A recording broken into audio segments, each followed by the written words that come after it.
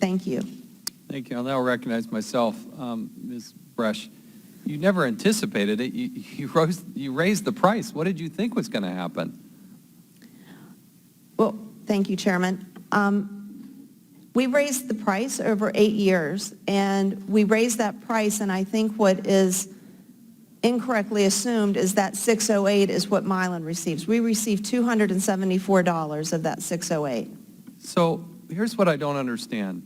Explain to me, when you buy the generic version, what is the generic, what's the difference in the generic version? Is it just the name? It will be the same product with epinephrine auto-injector on it. It will be the same product. So suddenly it's $608. Now you're going to have a generic of the generic, and that's going to be $300? Yes.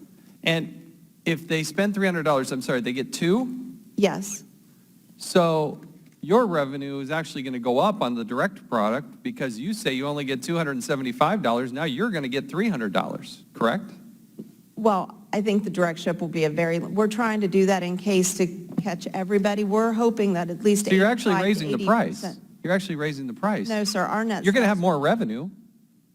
Our net sales will absolutely go down. Our net per pen will go down dramatically. How does your net per pen go down when you're collecting, as you say, I don't know that I believe you, but $274, and under the direct program, you're going to collect $300.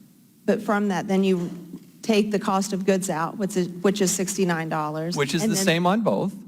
And then you take out the EPIPEN direct-related costs. Wait a sec, Ms. Bresch, come on, you're very bright here. If you're collecting $274 or $275 for two right now, and you're going to do the generic to save people money, you're going to charge $300, your revenue goes up. How does it go down? But that's not what we said. That will be the wholesale acquisition cost is $300. We've cut the wholesale acquisition cost in half. And the only thing you changed was the name. The only thing you changed is the name. This is why we don't believe you, is that if the price goes from 608 to 300, your collection on that is actually higher, and you're telling me that your net profit is going to go down? Sir, what I'm saying is the wholesale acquisition cost, and I know I've provided this too if you want to put it up. The wholesale acquisition cost is what is going to 300. What we will actually receive, we're estimating at 200. We believe it'll be less than that, just as what we receive is the 274. You said you're going to sell it direct. We offer that as an option. There's still... How much does that cost to a consumer? $300 is what you told us. We hope that everybody will get it through the channels of all of the programs. The patient reduces the cost for everybody across all the channels. Wait, the patient reduces the cost. Explain that to me. By introducing a generic, which truly is unprecedented. I mean, we cut the price in half. So well, it's unprecedented to raise the price $500 or 500%. So you're raising it to lower it, but your net revenue goes up. How can you claim it goes down? What we receive is the 200, and we're estimating. You said you're selling it direct for 300. We said that the wholesale acquisition price would be 300. Okay, you've got to help clarify for this for us, because this does not make sense. And I don't know how you suddenly offer that generic. Let me go to Dr. Throckmorton for a second. What is the current FDA backlog overall, not just for the epinephrine, overall, what is the current backlog on the drug approvals at the FDA?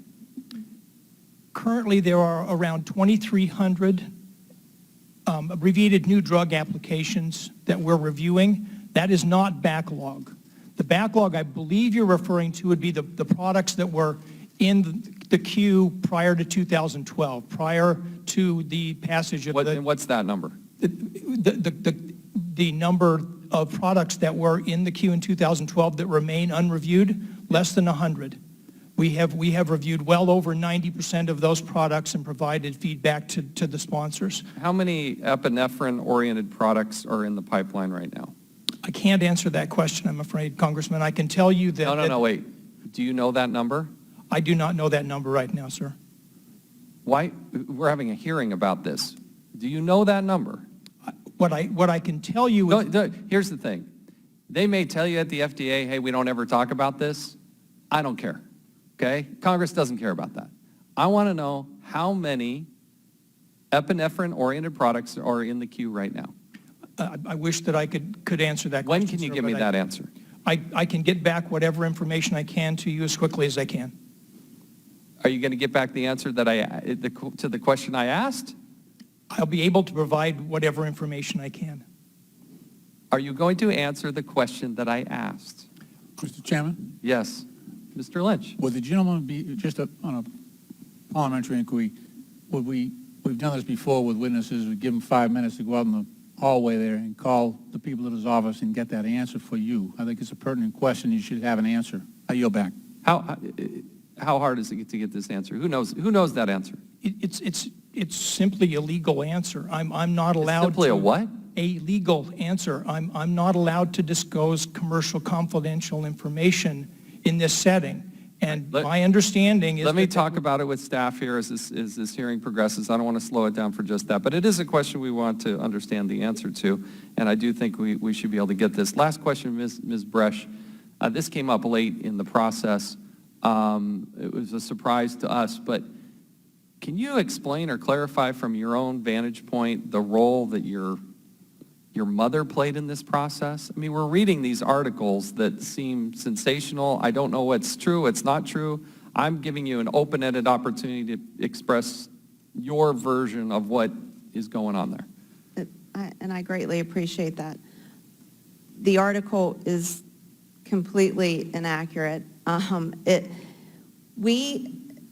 Mylan, when we acquired this product and realized the complete lack of awareness and access to the product, and the fact that public places, let's take schools, that if a child at a school or on a playground were to go in and have a severe allergic reaction, go into anaphylaxis, and if that child didn't have a prescription in their name at that school, the school couldn't use it.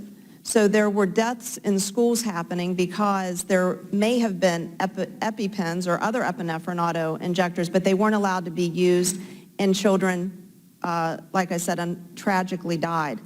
We saw this as unacceptable. So there had only been a handful of states that had started to recognize that epinephrine auto injectors could be in a public place in the school's name, not in the child's name. Therefore, the nurses and trained administrators could use it in the case of a tragic event. We then started helping, and I applaud the federal legislatures as well as state legislatures who quickly recognized these tragic events and that they could be largely preventable, and legislation began to get passed to allow schools to stock epinephrine. We then launched our EpiPen for Schools program, which, as I said, we've given 700,000 free pens to over 66,000 schools with no strings attached, and hope that one of the benefits of this would be that the other 65,000 schools will participate and receive free EpiPens. During this period of time, you know the burden on schools from a policy perspective, training perspective, so we gave amounts to various groups, whether it was the National School Board, National Education for Association, National School Nurses, that we could help in only helping to fund them, train personnel, and educate so that people could recognize an anaphylactic event and know how to use and know how to administer product.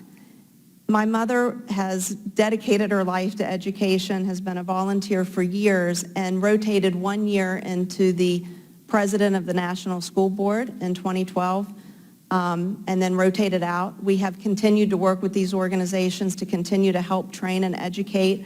So while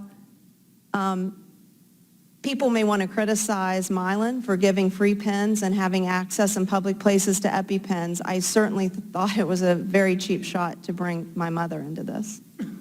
I now recognize Mr. Cummings. Thank you.